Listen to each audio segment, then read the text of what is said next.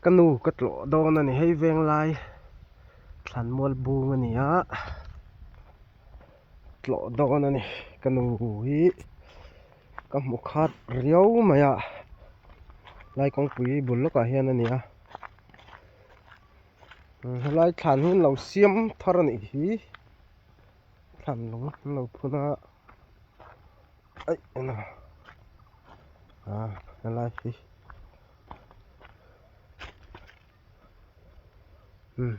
na mel hem lo ve hei mà mel hem lo om lo va lo mong khop mai ang lo làm po hel mel hem lo om lo ani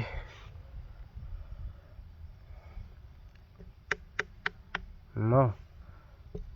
mel hem lo om lo va lo mong khop mai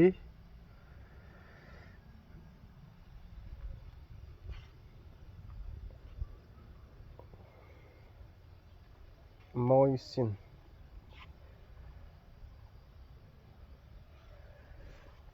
ai athil chun epoxy resin hian eng tia rei nge dai hi ka hret lawa amar chu atlo theina turin nisa em le ruwa do thei turang khanin ka song bola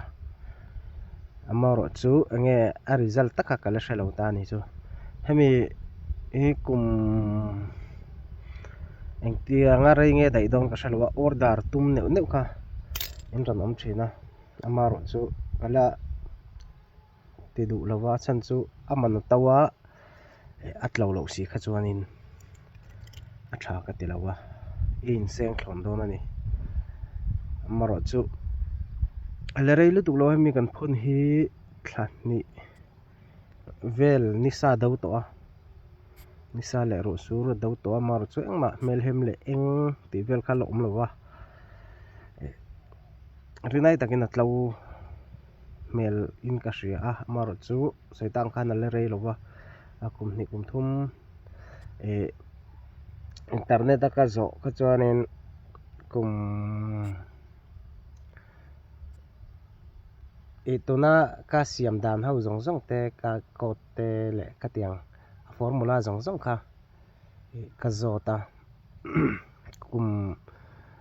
sawma tanga kum som ni vel chu dai thei tura khan min chang ani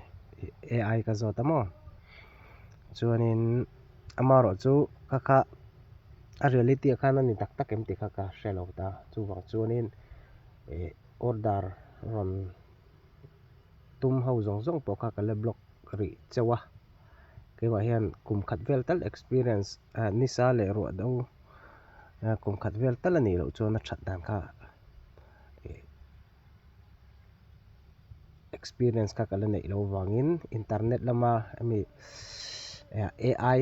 vel hanzo ringot kha a result dik tak aniam ti kha kala sha bik lawa amaro chu ka siam dan formula kha khami resin